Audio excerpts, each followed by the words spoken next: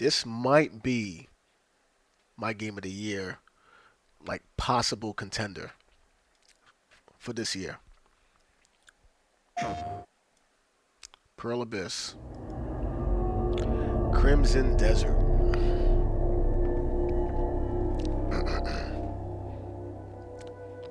Hello everyone.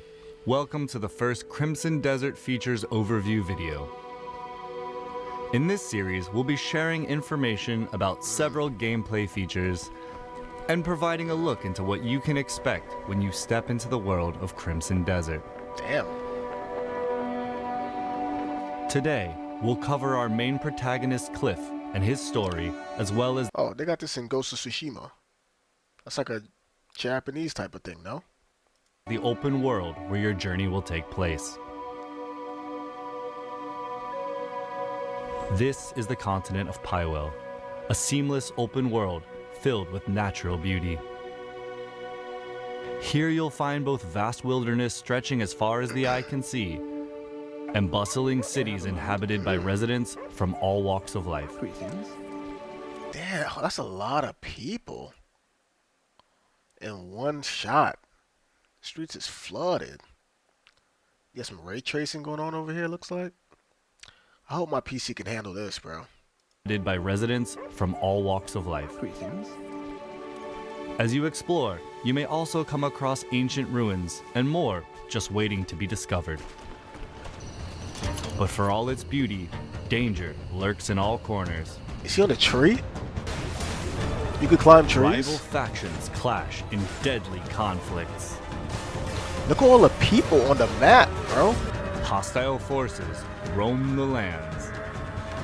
And high above, in the realm known as the Abyss, a growing mystical imbalance threatens to push the world toward chaos. Yeah, when I watch this game, I'm just wondering what's the performance gonna feel like. This is where you step in. How many frames am I gonna get? Take these wings. Can I get at least 120 at the very least? It's time to return.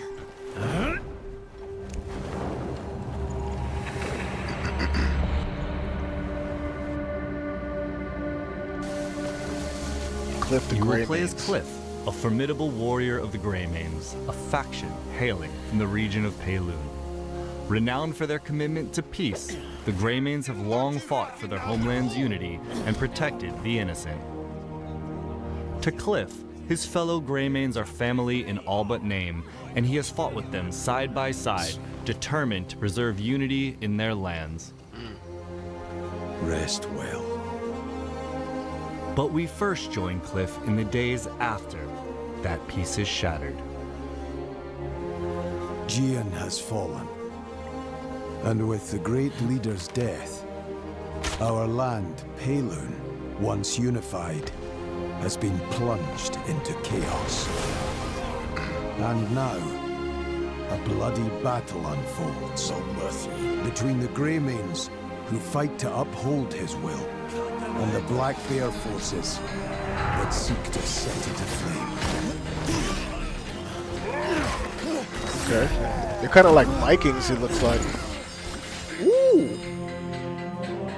Your journey begins with reuniting the surviving Greymanes to rebuild the faction and reclaim your homeland. Black Bear bastards swore up and down you were dead. Ross! But as you venture farther, the clearer it will become that the fate of more than just the Greymanes is in your hands. Forces of greed and malice wreak havoc across the continent, while a far greater threat emerges.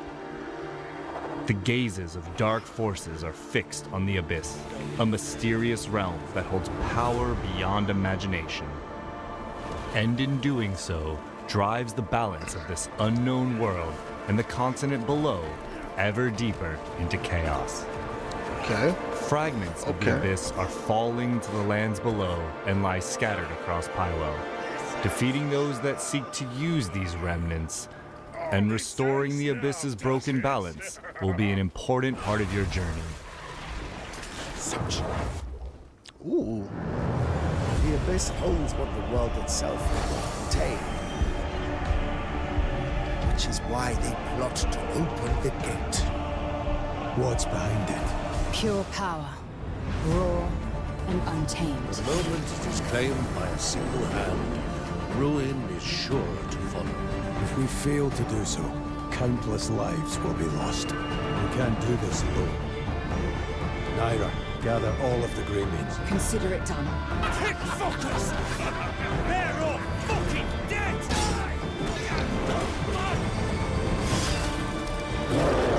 What the hell? Oh.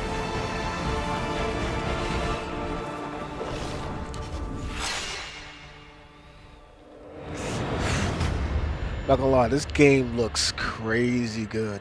Not gonna lie. The story of Crimson Desert centers on Kliff, This way. How's the situation?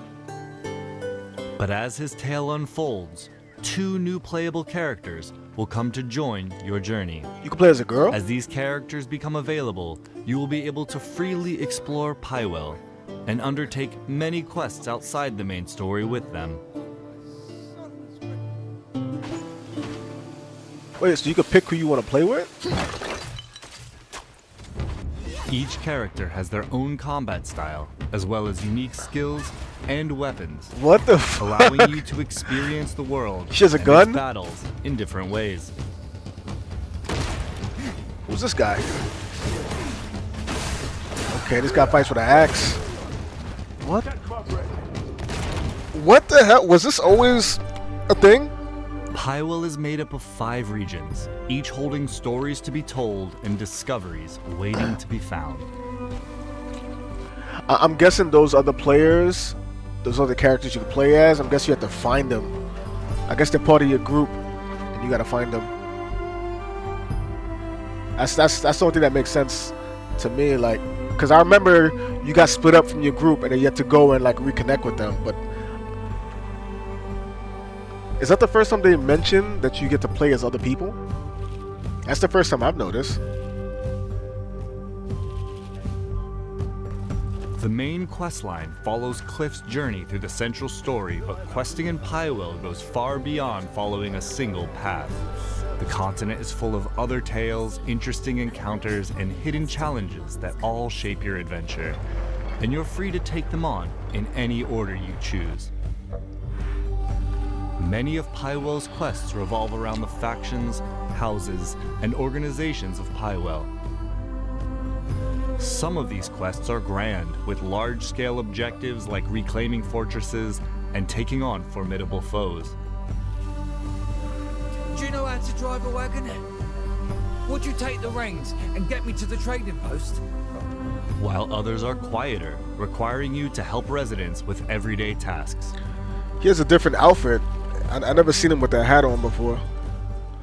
From the outset, some factions will be friendly and may give you missions. The Bleed Bandits are raising an army of their own. Who's that? Is that an older version of But Kliff? still, they've stolen the family spear manual. My son Graham went to reclaim it, but he's gone silent. With the rest of my men serving the Duke, I find myself in need of your aid.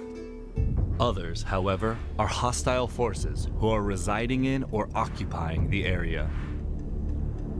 Roothold, originally under the jurisdiction of House Celeste, is currently blockaded, Damn. under siege by the invading forces of Gwen Kraber.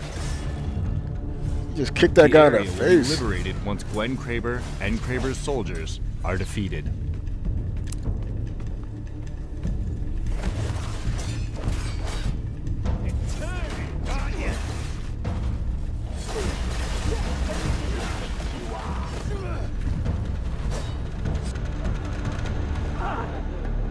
Roothold is now back under the control of its rightful faction, House Celeste.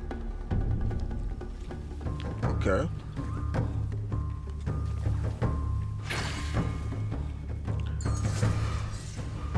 Enemy forces have withdrawn, and the region will now be safe to travel. In other liberated locations, the homes of rightful residents may be restored. Rewards for faction quests will be helpful in your character progression. From meeting new merchants to receiving equipment for your journey and gaining access to resources like lumber, stone, and other materials you'll need to rebuild the Greymanes' home.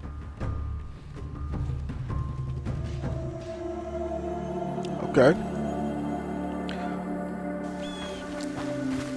Whoa. In Pywel, exploration is more than travel. It's discovery. What the hell? Whether it's finding undiscovered points of interest, hidden treasures, or simply a vantage point to take in the view. Damn, that looks crazy. There is much that will draw your curiosity to wander. The movement in this game, as far as mobility, flying around, and all that stuff you just did, looks crazy. With sights, secrets, and surprises along the way catching your attention, and no strict path, you can pretty much go anywhere that captures your interest.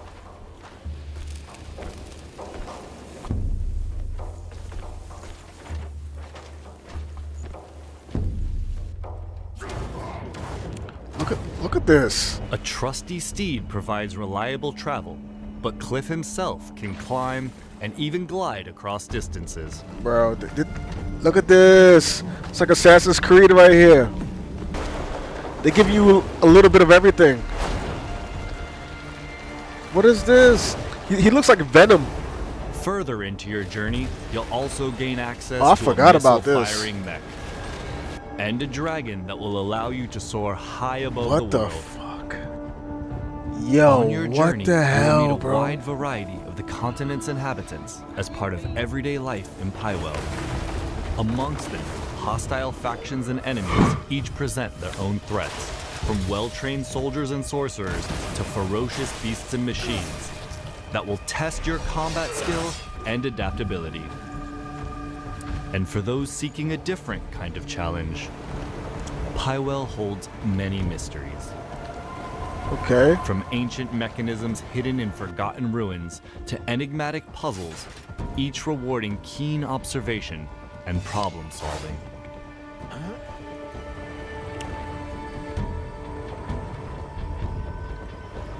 Now, let's go over just some of the things you can discover out in the world. The Abyss is a mysterious realm brimming with secrets and untold power. Its influence stretches far beyond its own borders, spilling into the lands of Pywel. Fragments have fallen to the world below and lie scattered across the continent. Was that like a glare Discovering off his these sword? fragments will be an important part of your journey. That was allowing those things to glow? You'll come across artifacts, powerful items necessary to unlock and upgrade your skills.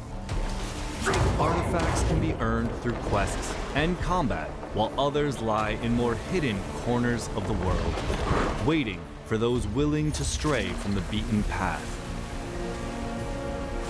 I like that fit with the black hoodie. I like that. Traces of the Abyss you discover will open up fast travel locations, making it easier to revisit and explore the areas of Pywel you've discovered. In time, your search will inevitably take you to the Abyss itself. Venturing into its mysterious realms will put your wits to the test as you uncover its secrets and restore the Abyss's broken balance. So they got a bunch of puzzles in the Across game. Pywel lie valuable equipment and items, some tucked away in hidden corners, others guarded fiercely within enemy camps, forts, and strongholds. Many of the items you uncover may offer powerful and helpful advantages in combat and exploration. Is that a ghost staff? Even the smaller items you collect along the way can prove unexpectedly useful, benefiting those who search every path and face every challenge.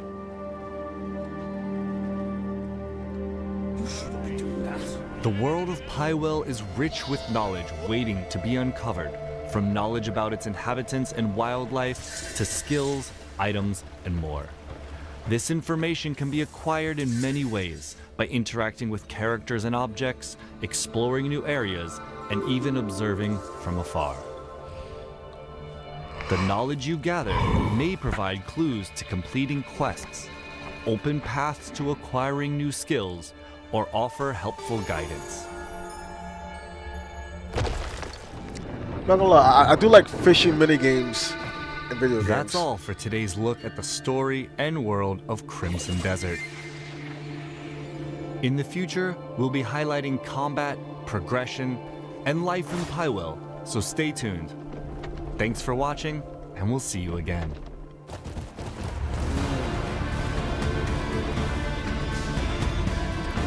I'm not gonna lie, man. Like, this game looks like they put a little bit of everything that you would want in like an open world game.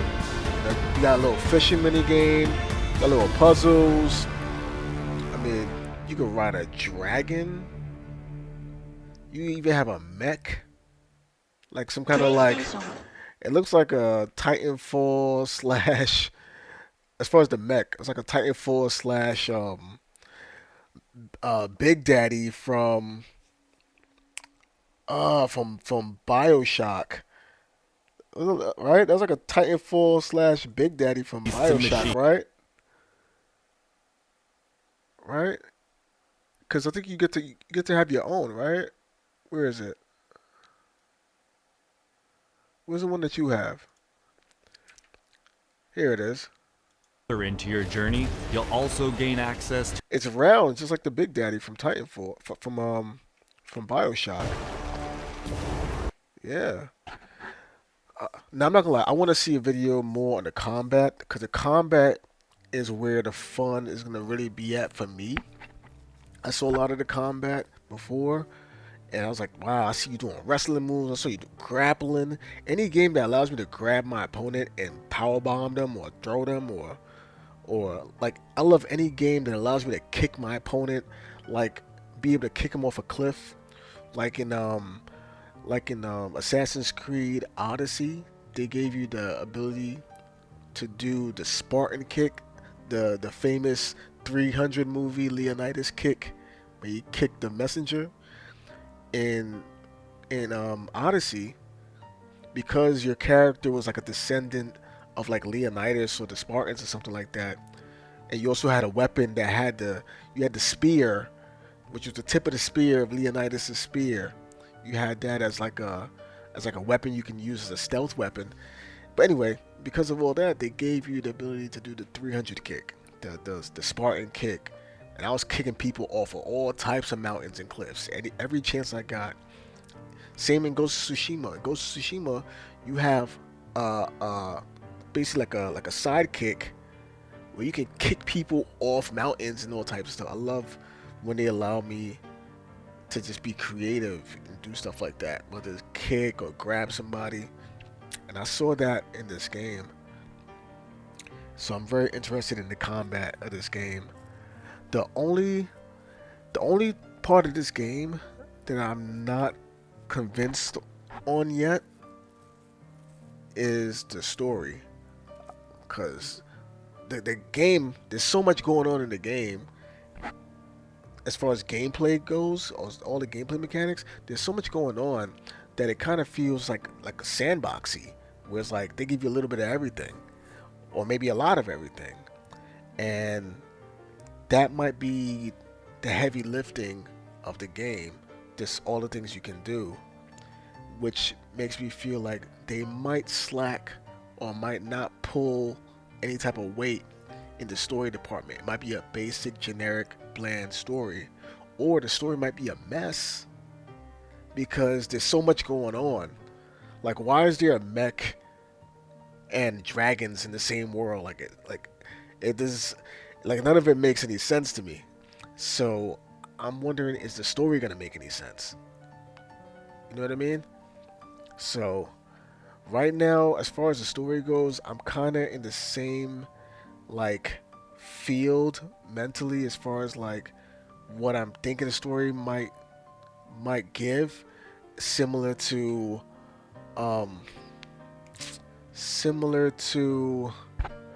what was the game with the girl, the little black girl from New York, and then she ended up going into that fantasy world, and everybody was very annoyed with her and her interaction with Cuff. If you know what I'm talking about, I mean, I forgot, Forsaken. Forspoken or Forsaken? Hey Google, what was the name of that video game with the black girl with the cuff that she talks to? Was it Forspoken or Forsaken?